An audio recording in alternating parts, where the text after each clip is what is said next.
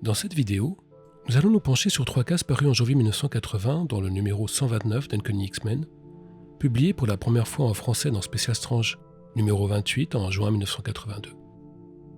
Le dessin de John Byrne est sublimé par l'ancrage de Terry Austin et le scénario est signé Chris Claremont.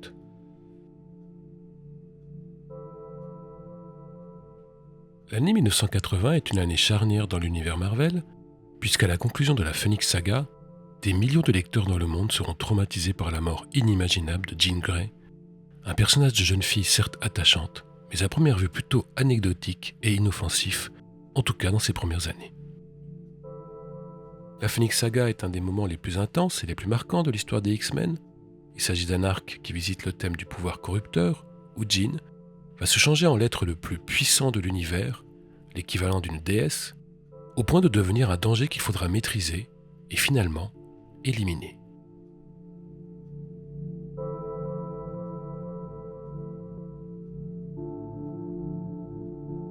Si le pouvoir corrupteur est un thème très marqué par les années post-Nixon, il ne faut pas sous-estimer le fait que le personnage décrit soit une femme.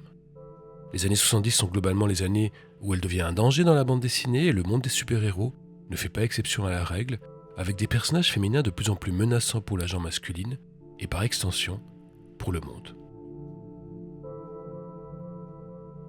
Si la mort de Jean Grey est une volonté de Jim Shooter, le rédacteur en chef de l'époque, la Phoenix Saga reste l'arc narratif qui a fait entrer son scénariste, Chris Claremont, dans la légende et qui lui permettra de développer une œuvre ramifiée et multiforme, avec, en plus de la série des X-Men, celle des New Mutants, d'Excalibur ou de Wolverine. X-Men numéro 1, un relaunch de la série en 1991, scénarisé par Claremont, est toujours, à ce jour, le comic book détenant le record des ventes, avec plus de 8 millions de copies écoulées.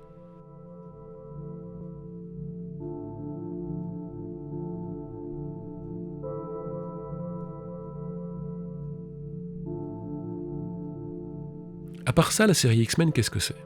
D'abord, précisons qu'il s'agit de bien plus qu'une série, car s'il y a bien eu initialement un magazine unique nommé X-Men, il y aura après le passage de Claremont un grand nombre de séries dérivées, à tel point qu'il est difficile aujourd'hui de déterminer laquelle est la principale.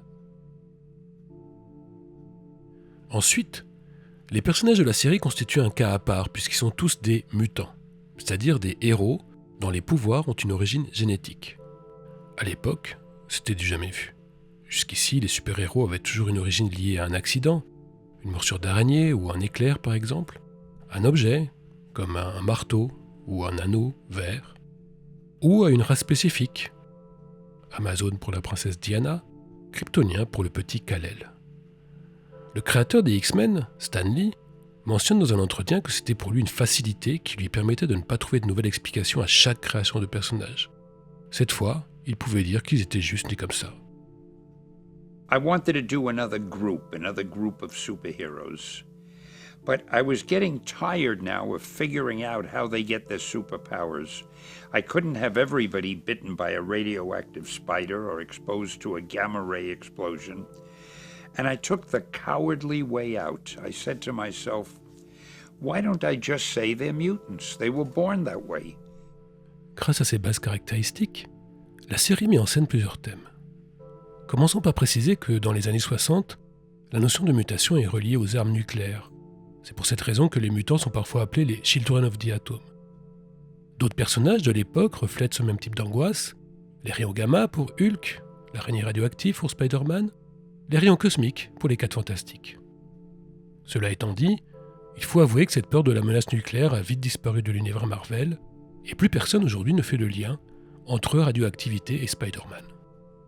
L'autre particularité de la série est de mettre en scène des êtres dont le destin est lié à une caractéristique physique héritée à la naissance, quelque chose qu'ils n'ont pas choisi. Naturellement, les scénarios vont rapidement parler de minorité et d'oppression. Ainsi, les histoires tournent autour de la recherche de semblables, dans le but de les aider à mieux vivre leurs différences. Ces prises de contact finissent par créer des liens, des communautés, des revendications qui aboutiront même, temporairement, à la création d'un État indépendant permettant de protéger les mutants de toute forme de discrimination. Genosha.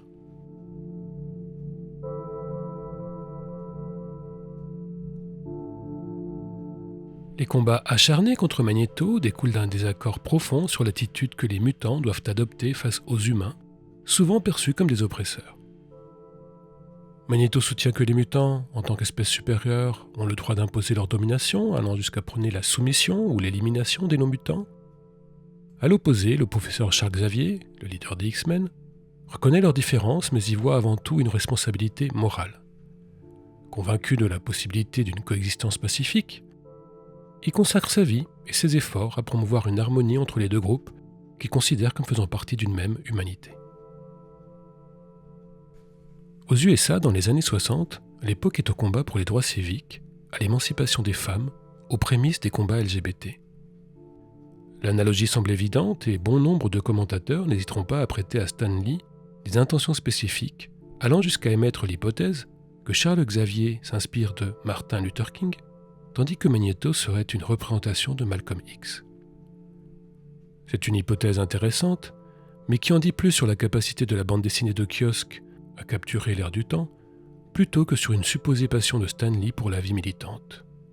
Toujours est-il que ces personnages, créés dans ce contexte, seront par la suite ouvertement utilisés pour aborder le thème de l'intolérance.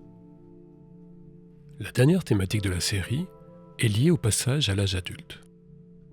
Bien que de nombreux personnages aient déjà franchi cette étape, ils évoluent constamment dans un manoir qui se présente comme une école, et une des scènes récurrentes est le temps passé à suivre des séances d'entraînement qui renvoient aux cours d'éducation physique de notre enfance. Par le contexte social choisi, la marge, ainsi que le décor, un institut normatif, l'adolescence est omniprésente dans les histoires racontées, puisque les mutants ont la particularité de découvrir leur pouvoir au moment où leur corps change. Si beaucoup d'épisodes racontent la découverte de nouveaux mutants par les X-Men, c'est la première fois, dans le numéro qui nous intéresse, que nous allons assister à la naissance du pouvoir d'un nouveau personnage, Kitty Pryde. Kitty, tout comme son pouvoir, qui consiste à traverser les murs, est la représentation de la force douce réservée aux super-héroïnes. Entre une femme invisible, une petite guêpe superficielle ou une strange girl qui peut soulever des objets à distance, le beau sexe n'a pas encore trouvé sa place dans le monde des comics. C'est ce que Claremont se prépare à changer avec la puissance incroyable qu'il va donner à Jean Grey.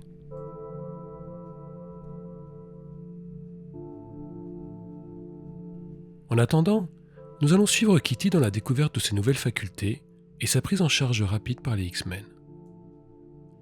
On peut se demander d'où vient le besoin de créer ce personnage à ce moment de l'histoire de Marvel.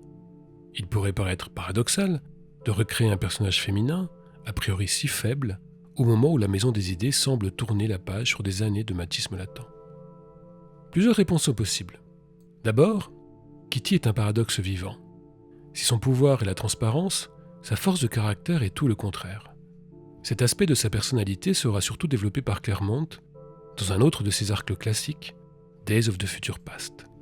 Ensuite, on pourrait imaginer que juste avant de faire exploser Dark Phoenix, Claremont avait besoin d'un point de référence, un rappel permettant de se souvenir d'où vient Jean Grey.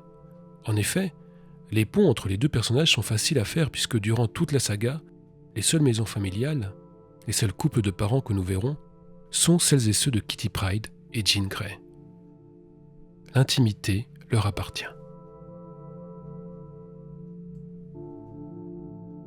Enfin, il n'aura échappé à personne que la première bande présentant Kitty est également celle où on découvre pour la première fois le personnage de Emma Frost en civil.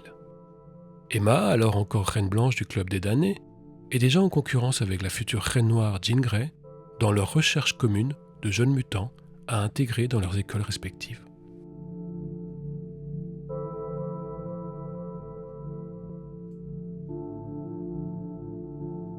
Les 3 cases que nous allons étudier sont les 3 premières cases montrant le personnage de Kitty.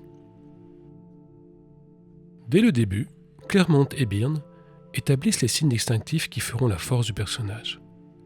Centré plein pied dans une perspective fuyante à la première case, de dos mais au premier plan à la deuxième, en retrait mais éjectant Emma Frost à la limite du cadre dans la troisième. Kitty se distingue par une force discrète mais visible. En France, le strip existe en 3 versions. celui du Special Strange numéro 28, de juin 1982, repris tel quel dans le X-Men Saga numéro 14 d'octobre 1993, celui de l'intégrale Panini paru en 2003, et enfin celui de la version de 2013, toujours dans la collection intégrale de Panini, qui revient à la couleur originale de la planche US. La maison d'édition Lug a énormément fait pour la diffusion des comics en France, et elle restera à jamais une référence pour la bande dessinée de kiosque. Il faut pourtant reconnaître que leur lettrage a mal vieilli et leur manque de respect pour l'ancrage original est parfois étrange. Pourquoi retoucher la baie vitrée de la case centrale, par exemple ? C'est un mystère. Ces retouches sont encore plus voyantes dans la planche de la page 18.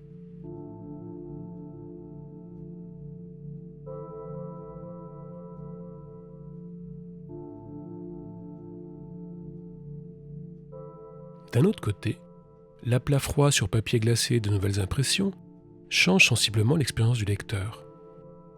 La BD de kiosque existait souvent sur un papier rugueux, jaunâtre, dont on voyait très clairement les fibres, où les noirs avaient tendance à se délaver et pouvaient laisser des traces sur les doigts.